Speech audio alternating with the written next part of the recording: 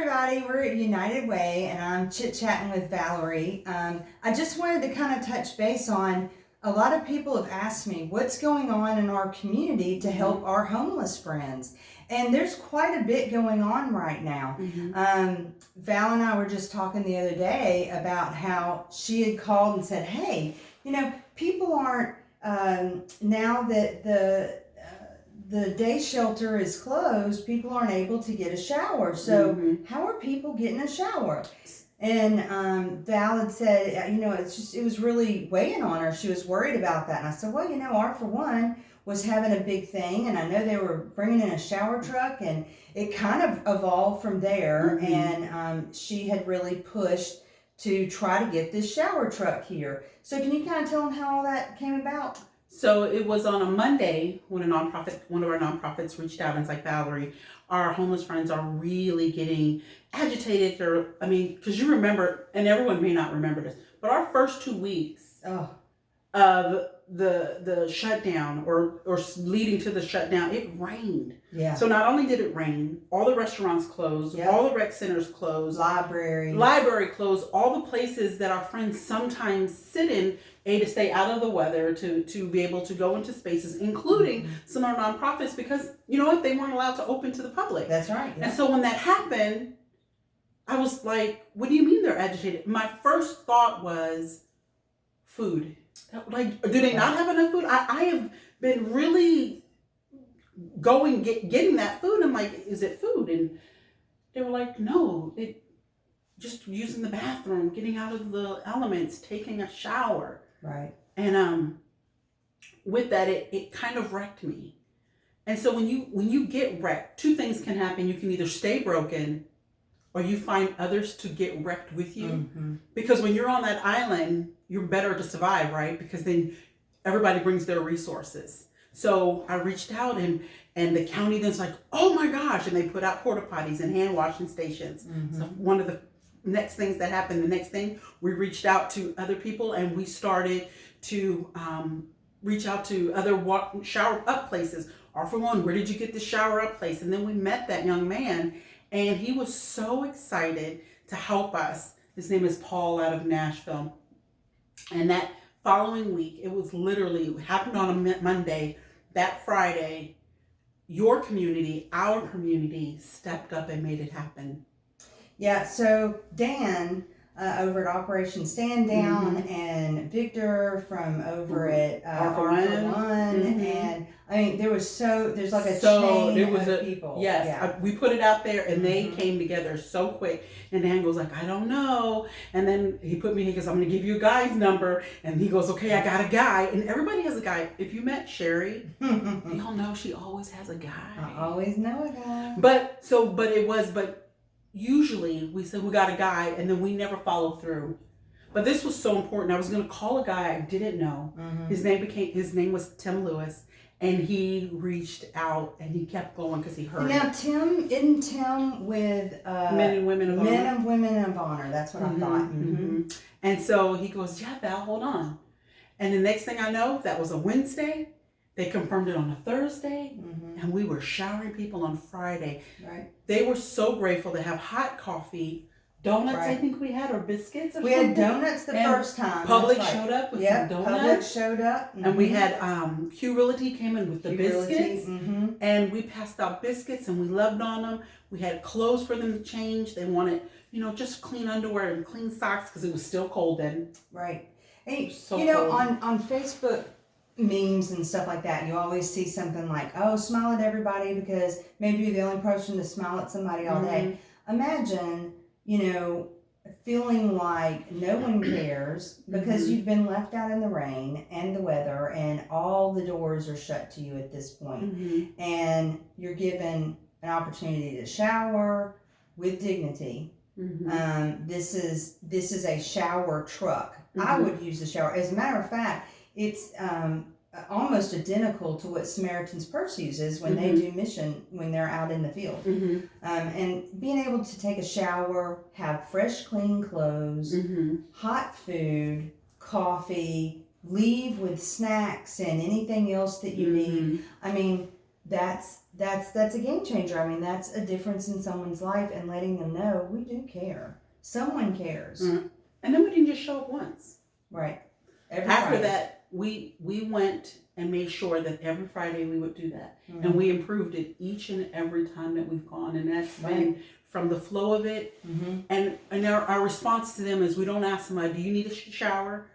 Are you, like, how can we help you today? Yeah. And we're serving them the coffee, not just because it's COVID, because I'm sure that does help, but because we were trying to be in that servant mode. Well, and caring whether someone is sick. Mm-hmm. So we do the COVID screenings because we care. We want them to know. Passing out masks.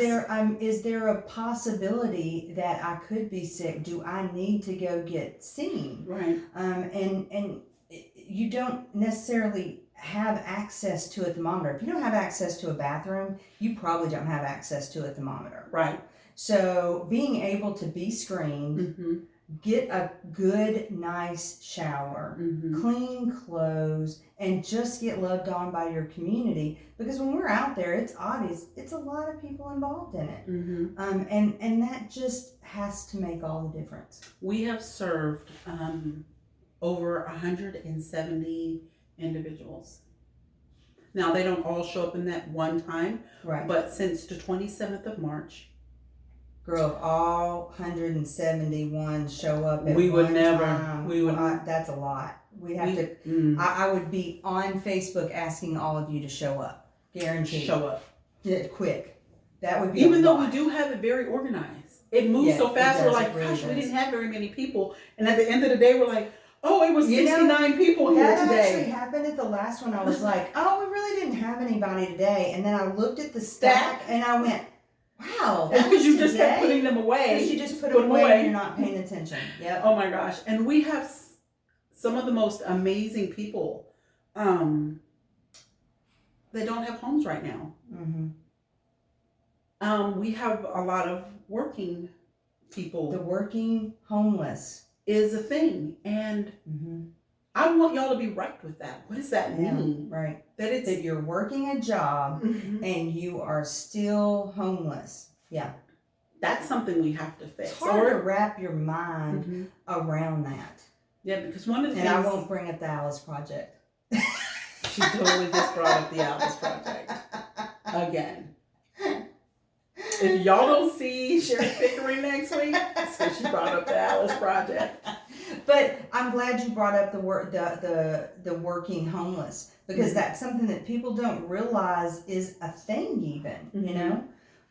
But really, when you look at all the pieces of the puzzle, you know, it's not even just the organizations like R4One Ministries and YAPACs and Urban Ministries and of course United Way and the Veterans Coalition and Centerstone and Operation Stand Down and Shower Up. All of these organizations came out and came together. Absolutely. But we've also got businesses in the community. We've got the Humane Society that donates dog food so that our friends can feed their dogs. Because we found out people who love their animals will give them their food. Yes, absolutely. They will absolutely give their food, and we want their pets to have what they need, the food they need. Yeah. And we also want them to eat their food because we know that if the body's nourished, it'll be able to sustain itself. I'm sorry, I just want to. You know, I'm going to be honest and say some of their dogs are taken far better care of than my dog. I mean, Pooh Bear maybe has it a little rough compared to them. They are well loved, and that is their friend and companion. It's their family. It's their family, absolutely. It's their family. Yeah. And I'm so grateful that the Humane Society has been donating that food for them. Just jumped in, and it's a significant amount of food every week. And oh my gosh, and every week. Right, too. And all of the nonprofits get so super excited. Like when we're done, and we was like, here, would you let it, absolutely, because we know they're going to go into the trenches. They're going to places where people can't reach us. Encampments. Encampments. Right. So what's in our encampments? That's where a lot of our working homeless people live. That's right. Right. So because they're at work when we're doing the shower. Right. Yeah. So it makes me sad because we had a few that came in and like, I can't stay. I won't be able to take my shower. Can you mark my name off because I don't want to be late for work. Right. Right. That's right. Yeah, and I'm, again, really glad that you brought that up, because that is really hard for some people to wrap their mind around, that you could work and not be able to have a home. And and what's some of the reasons? Well, let's just start with deposits. Oh yeah. Deposits are a big number to reach, especially if you're already homeless, because you don't get to hoard your whole check because you're not paying rent, because your food is now always going to be more expensive. Your toiletries always are going to be more expensive because you could get stolen, it could get lost. You pay for and the don't start me on if you have to stay in a hotel. And if you have to stay in a hotel because the weather's so bad, expensive. and you're going to want to go at least once a week, because think about it, if you're homeless and you need to take a shower so you're clean for at least work, and I know a lot of them take a shower, some places have showers at their work, they're probably taking showers there, but it's the everything, and it only takes a minute. Sure. So let's talk about Alice. Okay, let's talk about the Alice Project. All right, so this is something that United Way has been working on for quite a while in various areas. Obviously, they're starting in the big metropolitan areas first, but since you have come on, you have kind of decided to look into that project and see what we can do for that here locally. And hold on. Are we being honest? I didn't decide. Sherry Pickering did. And I harassed her every time I would call her. Hey, are we going to do the Alice Project? One day. First day in. I'm just trying to learn how to open the safe. And I was calling saying, are we going to do the Alice Project? Are you going to do the Alice Project? Can we do the Alice Project? And so now I just say it just to, yank her chain. And she wants to do the Alice Project. I want to do the Alice Project. So Alice is actually, it was named after an example of this situation of the working homeless and the working poor, and how hard it is to make minimum wage. And Alice is way more than that. Oh yeah. There is a group of people that make too much to get assistance. Yep. There's a gap. There's a gap, and the gap is too big. Yes. The gap is too big, so when you come from here and you fall to here, it's hard to get back up. Right. So that's that Alice gap. Yep. They're just like, well, they can just go. You don't qualify.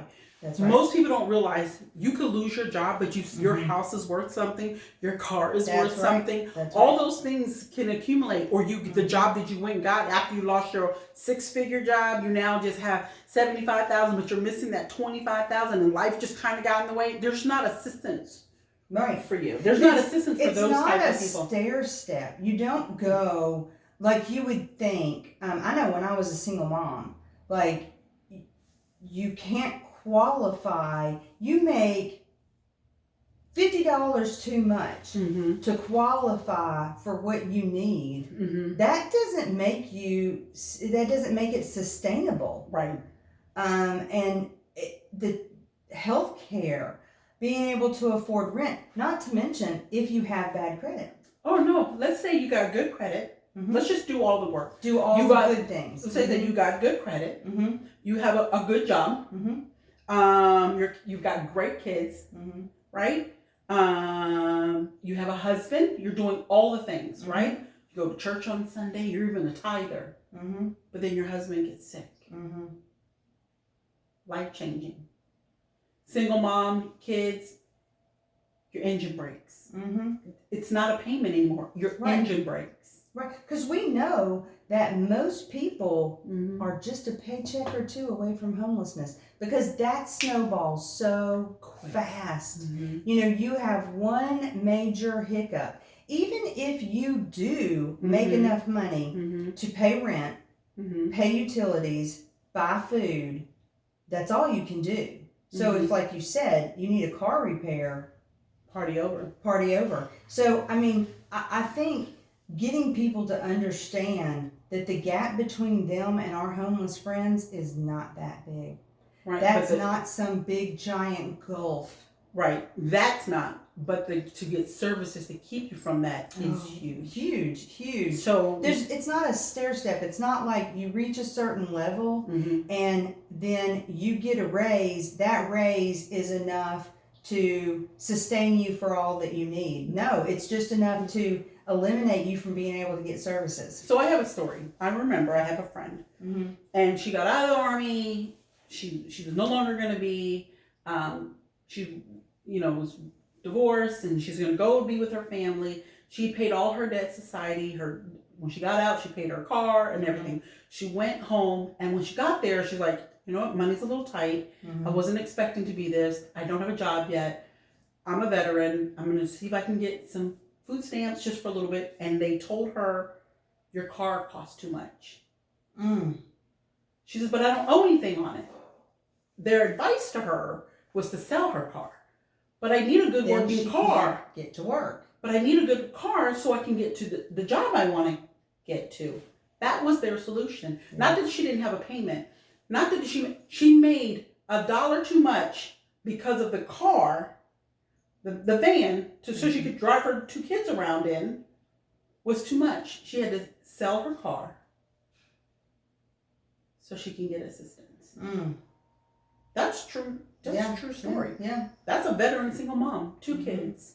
Who does that? Yeah. And I know I suddenly became a single mom with no education. I dropped out of high school. I've not gone to college since, but I dropped out of high school. So I had a GED. I had been a stay-at-home mom for like 6-7 years.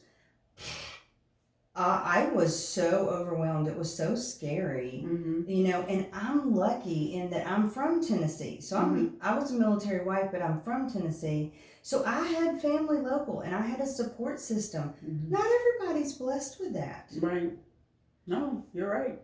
Because every day, like, it was like not even a couple of weeks ago, I seen somebody that was so young and I was like, where's that baby's mama? You know what I mean? He is the age of my children. Where are their parents? Or we have some that you wouldn't even know they were homeless. They could walk by you. You wouldn't even You'd never know. And I'm like, where are their children? I know they have them because they talk about them. Yeah. Like, where are they? And then we also have the mentally ill. Absolutely. And you want to talk about what hurts my heart.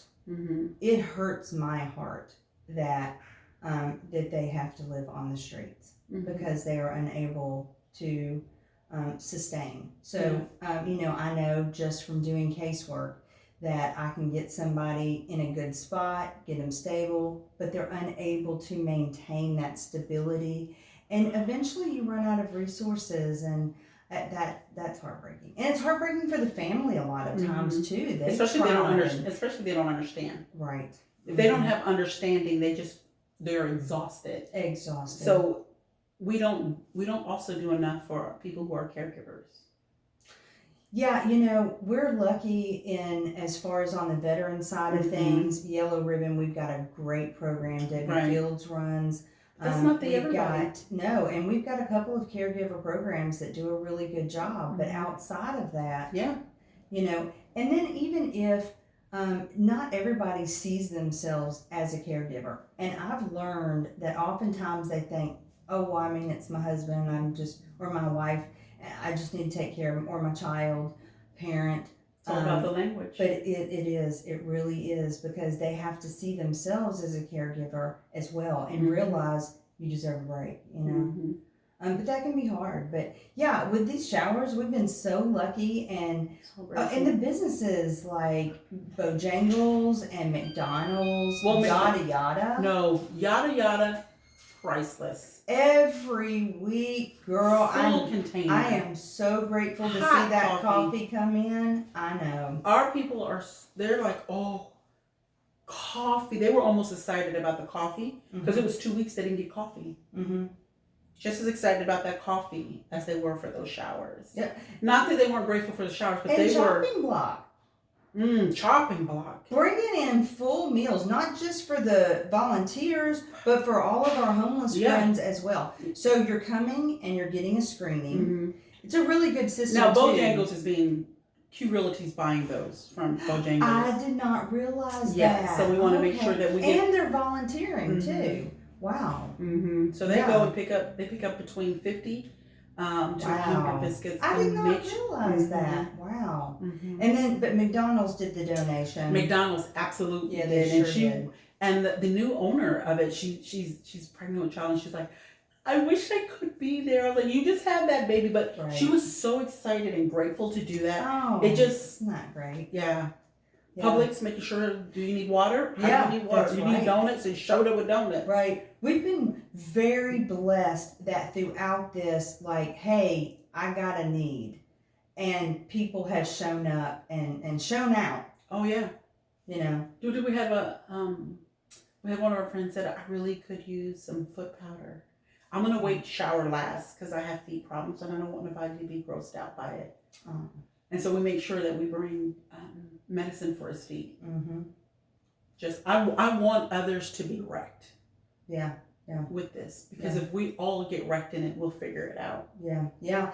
And you know, as far as looking towards the future, so at some point we will completely open up, right? I mean, I think to some degree we're forever changed from this experience. Absolutely. I really do. However, at some point, things will, you know, get back to what we're used to. We will move forward. So I wonder what that's going to look like at that point.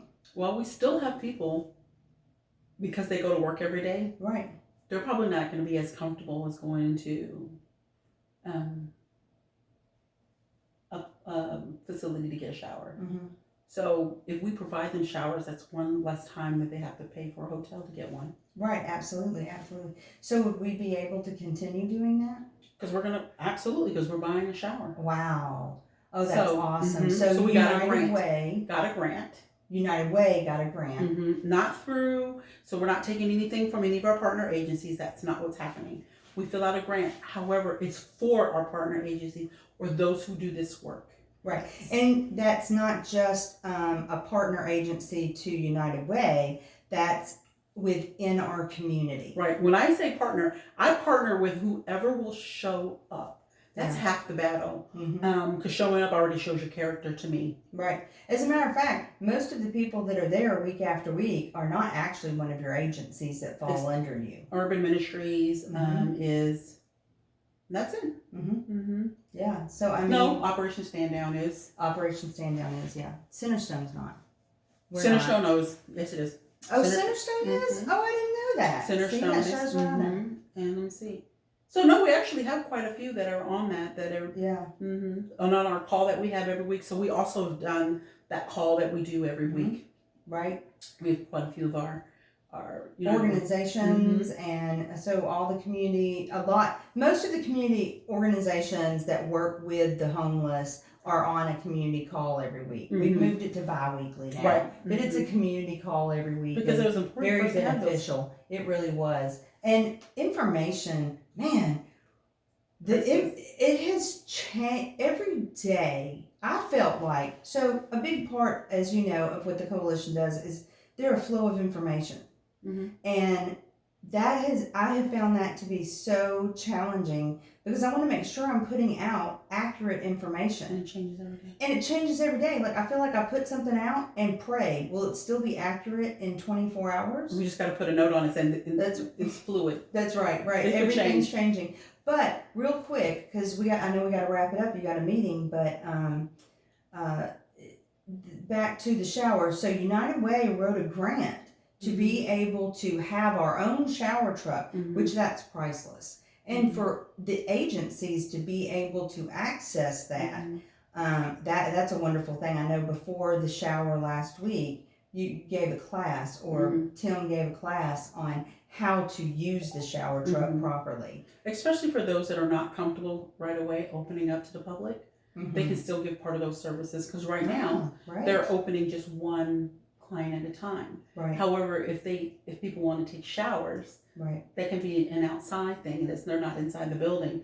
People can still get those services while the others are getting other services they're needing. Whether that's whatever that agency is doing, if it's the firehouse or it's Loaves and Fishes or it's Manna, they can still have someone out there manning the showers. Absolutely. And still keep good social distancing and keep their businesses safe. And that gives the flexibility. So one of the things that has to be a consideration with the weekly project right now is you've got to kind of, cast the biggest net. So it really needs to be downtown to reach the largest chunk of people. But having one of our own would give the ability to have this in different parts of town, making it far more accessible to everyone. So that would be really great. And that was my thought. It's like, what would it look like if we had our own? Right. And I mean, by no means, I'm so grateful to Paul for Shower Up. Oh, of course. He has done, and he showed me the need for that. And I can't say enough about how, because we just have to pay for the fuel. And he just does that. He's that guy who became a friend of Clarksville out of Nashville. In the city. Oh my goodness. Those tents. And the rainy day where we were drowning, it was raining cats and dogs. And she's the only one that got really wet. So let me tell you what happened. We gotta go. But the top of the tent will fill with water. And so every once in a while you have to pop it and drain that water out, right? And I walked by right as Tim's popping that tent, and it just poured all over me. Down your back. I was sopping wet. That was a Sherry moment, without a doubt. So I'm such a klutz. But Parks and Rec, our street department. They allow us, the city of Clarksville allowed us because we had so many businesses that were closed to the public, and the mayor's like, whatever parking lot will be the easiest. So we partnered with the planning commission because it's right there. The park was right there where the bathrooms are that the county put up. Loaves and Fishes right there. They can get their lunch and get a shower, and then we pack them up snacks to get them through the weekend. And it was just so good. Of course, they're all opening back up, so we want to be mindful. Right, and we're down at the community center right now, Burt Cobb Community Center. That's been really good. Well, we're going to be at the well. So is that a for sure thing now? That is a for sure thing. Yeah, I forgot to tell you, but I think I told Martius that Andrew had said to me after he got his stuff, he had said, y'all should really do this at the well. Isn't that funny? That's so funny. Because that's what Martius had said. So we're going to be at the well. Awesome. Which is an easier, because everywhere we went, I kept saying, this feels really far. Yeah, right. The well would be a really good space. It's really just around the corner. Yeah. And so if somebody wanted to, like if a restaurant saw this and wanted to donate food one day or something, what would they do? Call United Way? Call United Way. Ask them, because what we don't want to do is we don't want to mishandle the good of others, right? We don't want to get a lot of restaurants bringing food in and we have an abundance and everybody goes home with lots and lots of food. But call ahead of time. We'll let you know if we have somebody, and then we'll put it out to our group. We've got a group, and they're going to pay. They're going to pay for lunch for our population, and we just need to make sure that. So we're trying to be mindful. Yeah. Awesome. Yeah. That's wonderful, Val. Well, I will see you on Friday. I'm sure I'll see you before then. I'm so sure. But either way, I will see you Friday at the showers. At the shower. I'm so excited that we're doing this in our community. I'm so excited. Thank you, Sherry. Bye, y'all. Say bye, Val. I did. I'm saying it again.